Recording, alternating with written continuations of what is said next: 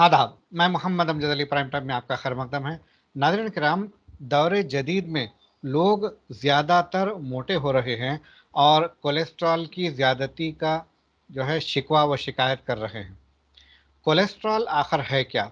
इससे इंसान को क्या मुस्बित या मनफी असरात होते हैं? इस ताल्लुक से जानना बहुत ज़रूरी है। इस ताल्लुक से हमने बुलाया है हैदराबाद के मशहूर व मारूफ सीनियर यूनानी तबीब यानी कि डॉक्टर फ़ज़ल अहमद साहब। बहुत सारे इदारों से इनका ताल्लुक़ है और बहुत जगहों पर ये सेमिनार्स वगैरह दिया करते हैं। ये कॉस्मोपॉलिटन शख्सियत है।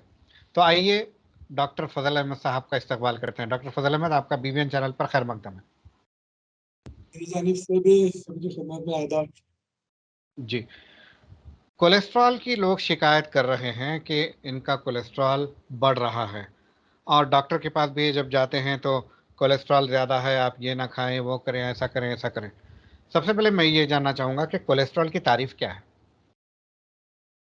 देखिए, ये भी एक वैक्सी सब्सटेंस है जो खून में पाया जाता है। आप समझिए कि ये चिकनाई है। मैं चिकनाई है। मेडिकल लैंग्वेज से, आम लैंग्वेज से बात करूंगा ताकि आम बिल्कुल, लोग समझे। आम लोग समझ ये सकें। एक किस्म की चर्बी समझ सकते हैं आप। एक चिकनाई है जी, जो खून में मौजूद रहती है, एक वैक्सी सब्सटेंस है। जी। तो ये क्या है, हेल्दी सेल्स बनाने के लिए इसकी जरूरत भी रहती है बॉडी में। हेल्दी ज़रूरत भी सेल्स रहती है। हेल्दी सेल्स के बनने में कोलेस्ट्रॉल का बड़ा अहम रोल होता है। जी, लेकिन जब ये हाई हो जाता है तो ये रिस्क होता है हार्ट डिसीज के लिए भी। तो हुँ, इसीलिए इसको एक लेवल पे इसको कंट्रोल करना बहुत जरूरी है। कोई भी चीज एतदाल में जब तक रहती है तो वो हमारे लिए सेहतमंद रहती है। तो वो जी। अपने एतदाल से आगे नहीं बढ़ना चाहिए, ये चीज इम्पोर्टेंट है। और आजकल पेशेंट इस किस्म के बहुत ज्यादा क्वेश्चंस करते हैं, पूछते हैं, बताओ। तो जब आप एतदाल की बात कर रहे हैं, तो वो एतदाल की लिमिट क्या है? मैक्सिमम या मिनिमम रेंज क्या है? चलिए, 200 mg यानी मिलीग्राम पर डीएल के हिसाब से एक लेवल तक नॉर्मल रेंज होता है। हुँ, इस लेवल से अगर ज्यादा हो रहा है तो फिर डॉक्टर से कंसल्ट करना जरूरी है। जी, ये चीज इम्पोर्टेंट है इसके लिए। और अकॉर्डिंगली आज अगर 70 ईयर्स के लोग हैं तो उनको ये 200 का जो रेंज है वो 150 में भी आ जाता है। 150 से 200 के अंदर भी इसको काउंट किया जाता है। तो 70 150 मिनिमम और मैक्सिमम 200 होना चाहिए। तो इसमें जो है मुफ़ीद कोलेस्ट्रॉल, मुज़िर कोलेस्ट्रॉल दोनों शामिल है ये 200 की रीडिंग में या फिर क्या? कोलेस्ट्रॉल अपने लेवल से बढ़ जाना ही मुजीर हो जाता है किसी अच्छा। भी कीमत पे। ये हार्ट के लिए रिस्क तस्वुर किया जाता है। ये हुँ। जो है इसको इस लेवल के अंदर लाने के लिए हमको जरूर से कोशिश करनी चाहिए उसको जी, चेकअप करते सुना है साबिक़ में जो कोलेस्ट्रॉल की रीडिंग जो बताई जाती थी, वो 300 तक भी नॉर्मल करार दी जाती थी, 300 तक भी नॉर्मल माना जाता था। इसके पीछे क्या वजह है? ऐसा कुछ नहीं है। डब्ल्यूएचओ में इसके अपडेट होते रहे हैं। हुँ, इसमें बताया गया था यूजुअली 250 तक माना जाता है कि हुँ, अगर आजकल के हिसाब से देखते हैं एज पर जो चेंजेस आते हैं बॉडी में, ग़िज़ाओं में, इन तमाम चीज़ों के हिसाब से भी हुँ। डब्ल्यूएचओ की तरफ से रेंज मुकर्रर किए जाते हैं। लेकिन इस हमारे पास जो मेडिकली नोट किया जाता है कि हम 200 से ऊपर आता है तभी हम अलर्ट हो जाना चाहिए। अच्छा, तो जब ये किसी इंसान में बढ़ता है या ज़रूरत से ज़्यादा कम हो जाता है, तो इसकी निशानियाँ क्या पाई जाती हैं? एक्चुअली अगर ये ज्यादा बढ़ जा रहा है किसी को तो उसके अंदर चेंजेस आ जाएंगे। आदमी फील करना शुरू करता, ज्यादा थकन महसूस करता, हुँ, बहुत सारों में नाश्ता मैंने मतली वगैरह महसूस होती, कभी बॉडी में नमनेस होता, स्पीच के अंदर भी बाज़ वक़्त प्रॉब्लम होते। कई लोगों को और ज्यादा बढ़ता है तो चेस्ट पेन की शिकायत होती, सांस लेने में तंगी होती, ब्लड प्रेशर बढ़ जाता है। जब इन तमाम चीज़ों की अलामतें आती हैं तो फिर डॉक्टर फौरी से टेस्ट करवाते हैं और इसके बाद इसमें रेंज देखते हैं कि कोलेस्ट्रॉल का क्या लेवल बढ़ गया है, कितना बढ़ गया है, क्यों बढ़ गया है। ये तमाम चीज़ों पे फिर गौर किया जाता है। अच्छा, अच्छा, घटने से क्या कैफ़ियत पैदा होती है? ज़रूरत से अगर कम हो जाए? कमजोरी महसूस होती है, थिन हो जाता है आदमी, इसके अंदर जो है पसीने आने लगते हैं, बॉडी का मेटाबॉलिज्म चेंज हो जाता है। हम्म। ये चीजें मेन आती है लेकर। किस तरह से मेटाबॉलिज्म चेंज होता है अगर कम हो जाए तो हाँ, कोलेस्ट्रॉल? है इसका पूरा दारोमदार मेटाबॉलिज्म कहते हैं। हम हम्म। जो भी ग़िज़ा, इसका मैं आपको आम से अल्फाज में बताऊंगे। जिगर, जिगर जो है लिवर, ये हम्म। समझिए हमारे बॉडी का किचन है। जी। यहाँ पर हमारे पास एनर्जी तैयार होती है, एडीपी एंड एटीपी। ये एनर्जी है, ये एनर्जी जो है हमारी बॉडी में, ये एक इन एनर्जी की वजह से हमारे अंदर एक लाइफ रहती है, एक साइकिल चलता रहता है हम्म। हॉस्पिटल का। इसी की वजह से जब हम कोई चीज, सपोज हमारे को 1000 कैलोरी की जरूरत है, अगर हमारे को एक चौबीस घंटे में, और हम ऐसी ग़िज़ाएं लेते हैं जिससे अगर हमारे को 1000 कैलोरी के बजाय अगर हमारे पास 2000 कैलोरी आ गए, या सपोज हम 1000 कैलोरी अगर हमारे अंदर आ चुकी है, लेकिन हमारा अगर खर्चा है हम्म। वो ये है कि 500 कैलोरी का खर्चा हो रहा है, तो जो बाकी 500 कैलोरी है वो एब्जॉर्ब हो जाती है फैट में। तो अच्छा। हम चूंकि वर्क नहीं करते तो वो फैट में एब्जॉर्ब हो जाती है। ये फैट डिपॉजिट हो जाती है, बॉडी में भी डिपॉजिट हो जाती है, खून में भी डिपॉजिट हो जाती है, और इस तरीके से भी मुख्तलिफ डिसीजेज शुरू हो जाते हैं। अगर हम्म। हम उतनी कैलोरी के हिसाब से ज्यादा मेहनत करते हैं और हम उस मेहनत के हिसाब से कैलोरी को लेवल करते हैं, तो फिर हमारी एनर्जी भी मेंटेन रहती है। इस सिस्टम को जो हम बताते हैं, ये जो एनर्जी का जो बनने का प्रोसेस है, और जो ग़िज़ा में, ग़िज़ा जो हमारे सेल तक पहुंचती है, ये जो तगय्युर या इस्तेहाला जो होते हैं, इसी को हम मेटाबॉलिज्म कहते हैं। तो ये ठीक है। मेटाबॉलिक आ जाते हैं। यस। आपने बताया कि नामुनासिब ग़िज़ा से जो है ये बढ़ जाता है। ऐसी कौन कौन सी ग़िज़ाएं हैं जो कोलेस्ट्रॉल के लिए नामुनासिब हैं? देखिए, ऐसी फैटी डाइट, खास तौर से हम जंक फूड से या बेकरी फूड से जो फैट है, या हम जो भी चिकनी चीजें ज्यादा खा लेते हैं, तो ये चीजें जितना बॉडी एब्जॉर्ब करना है, बॉडी एक नेचुरल फिनोमिनन रहता है बॉडी का, वो एक नेचुरल तरीके से एब्जॉर्ब करती है, हम्म। मेटाबॉलिज्म इसका चलता रहता है। लेकिन जब एक्सेस हो जाता है, इसमें होता यह है कि अगर हम बहुत ज्यादा ग़िज़ा ले रहे हैं, चिकनी ग़िज़ाएं भी ले रहे हैं, जंक फूड ले रहे हैं, और उसके बाद हमारा वर्क पोजीशन उतना नहीं है, हम उतना उतना एनर्जी खर्च नहीं करते, उतना काम नहीं करते हैं, हम्म। तो खुद काफी अच्छी तरीके से ग़िज़ा ले रहे हैं, और उसके बाद कोई काम नहीं है, सिर्फ सो जा रहे हैं, हम्म। या बिल्कुल आराम वाले में चले जा रहे हैं, या बिल्कुल ही रेस्ट पोजीशन है, किसी भी किस्म का फिजिकल वर्क नहीं है, तो ये तमाम चीजें फैट में कन्वर्ट होती है। और ये फैट डायरेक्टली, जाहिर है, जब ये कोलेस्ट्रॉल बढ़ेगा तो ये चूंकि ब्लड के अंदर रहेगा तो हार्ट में से भी गुजरेगा। यही चीजें जो है बाद में कई अबनॉर्मेलिटीज पैदा करती हैं। इसीलिए चीज छोटी सी रहती है, लेकिन वो आइंदा के लिए बड़े कॉम्प्लिकेशंस पैदा करती है। इसीलिए कोलेस्ट्रॉल को हम एक लेवल पे लाना, और सबसे पहले अपना लाइफ स्टाइल चेंज करना बहुत जरूरी है। इस किस्म के ग़िज़ाएं, और खासतौर से बाद लोग जो स्मोकिंग लेते हैं या अल्कोहल लेते हैं, ये तमाम चीजें भी इमीडिएटली कोलेस्ट्रॉल को बढ़ा देती है, लेवल उसका चेंज कर देती है। जी। क्या कोई फल खाने से भी कोलेस्ट्रॉल बढ़ता है? अमूमन फल खाना अच्छी चीज है, फल से यूजुअली कोलेस्ट्रॉल बढ़ता नहीं है किसी भी फल से।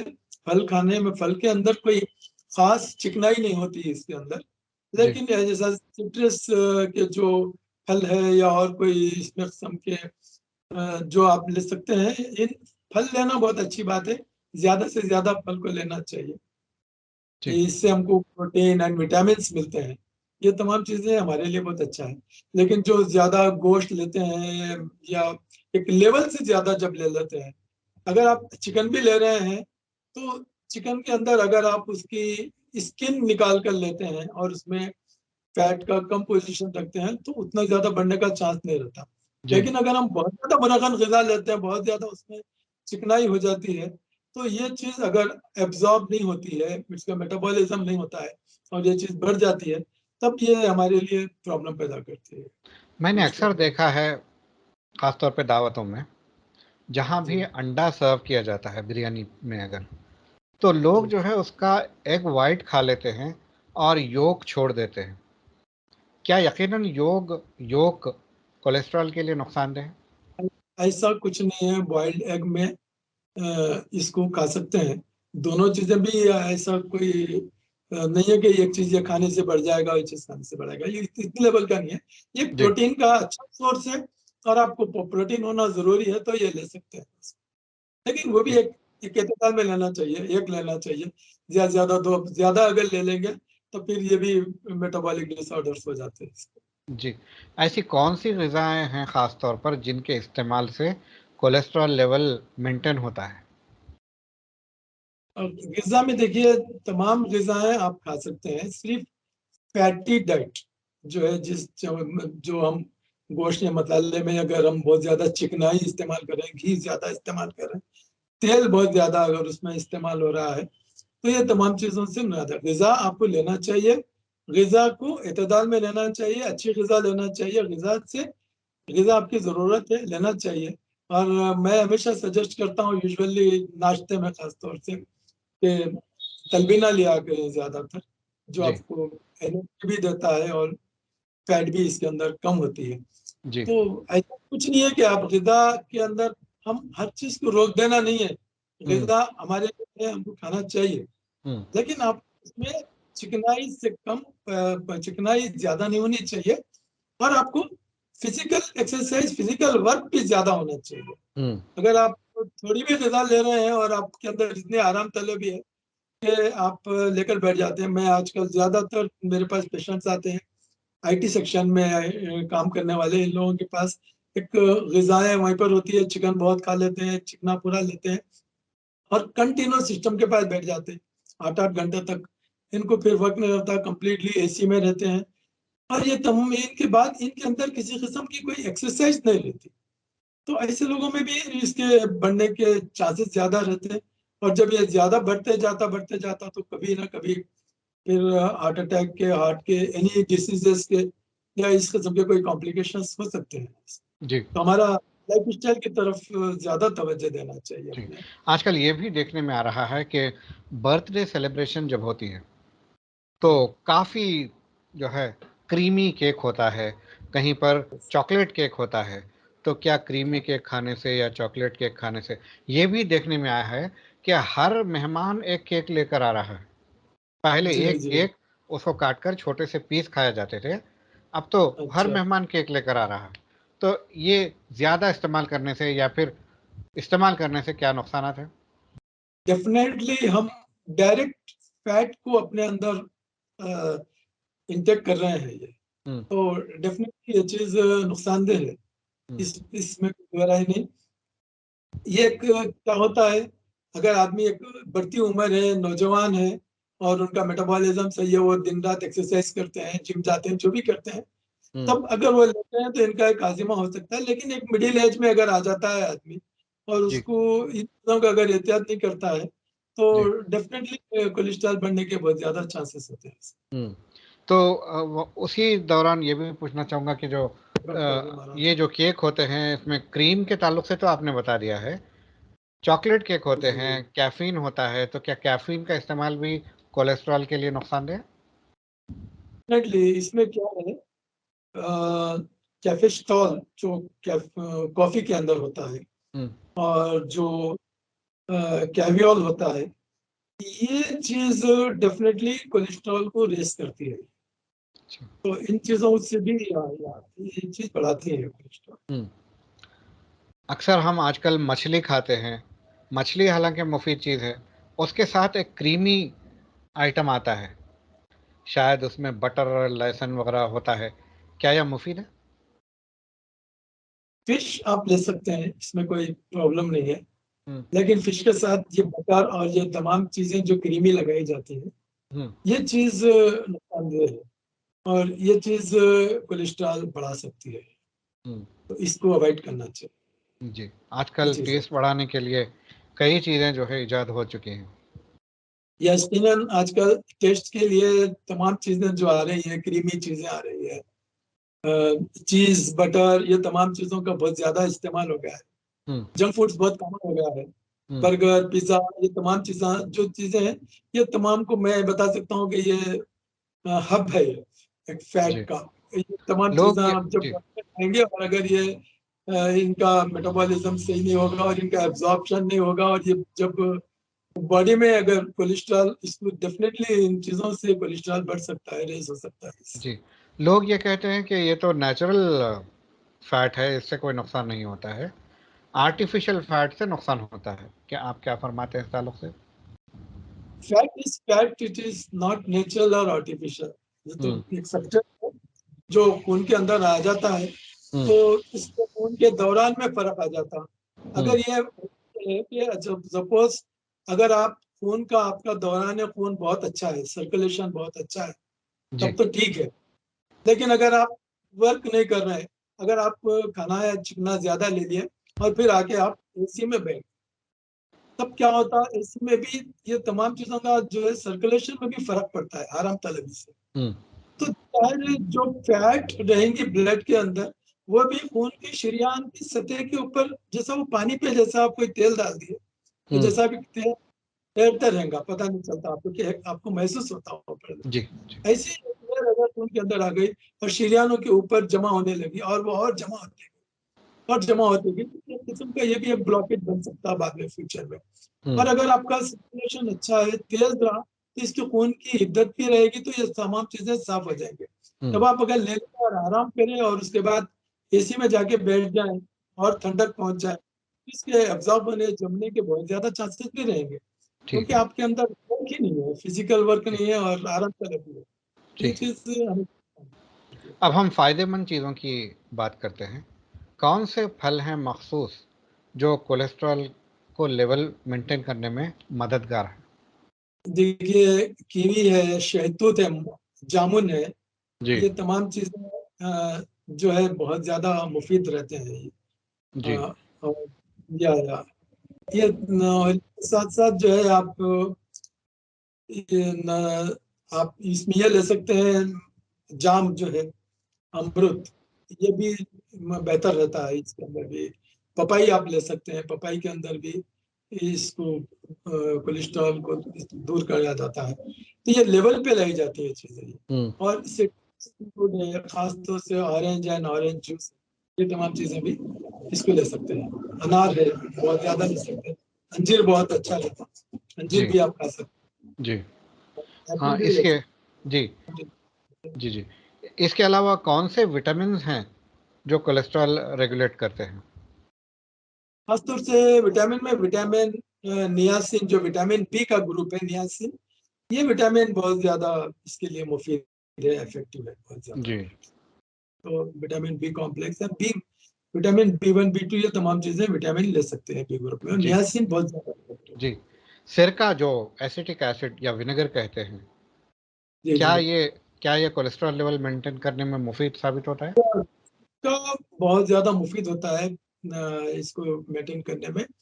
और हदीस मुबारका में भी है सिरके का इस्तेमाल के ताल्लुक से, कि खाने में अपने सिरका इस्तेमाल किया करो। जी। सिरके से एसिडिटी भी खत्म होती है, बॉडी के अंदर डाइजेशन का अमल बहुत अच्छा होता है, मेन हम्म। चीज। हम्म।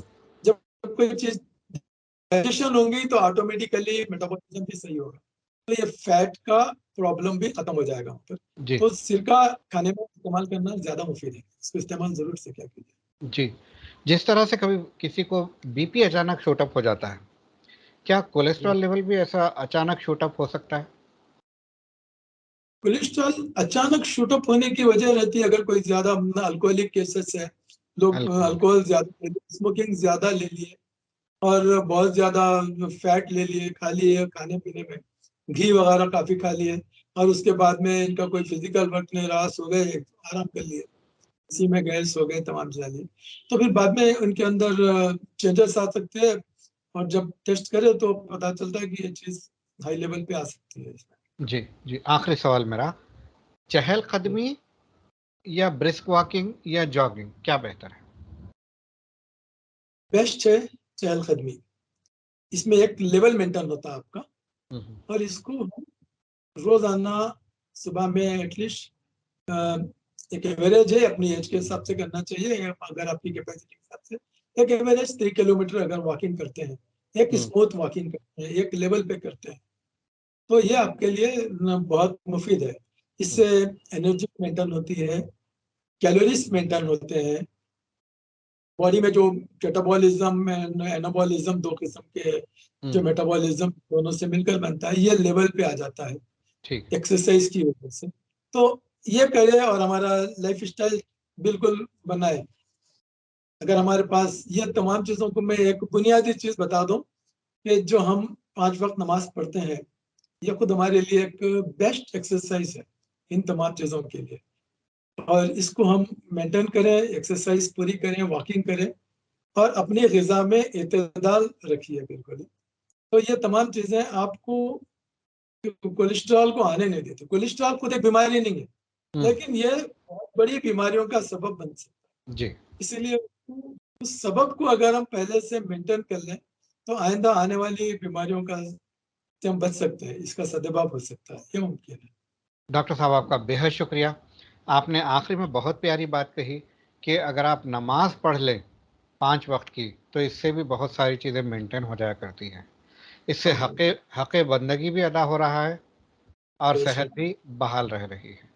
उम्मीद बेशक आप के मस्जिद जाते हैं थोड़ी देर, जो आपको चहल-कदमी होती है जाने में, हुँ, फिर उसके बाद आने में जो आपको आने-जाने में लगता है, फिर आपको जो एनर्जी, जो पूरा सिस्टम आपका सर्कुलेशन होता है, हुँ, ये पूरा सिस्टम हेल्थ का नमाज़ में बिना है। अल्हम्दुलिल्लाह। माशाअल्लाह। आपका फिर से बेहद शुक्रिया अदा करता हूँ।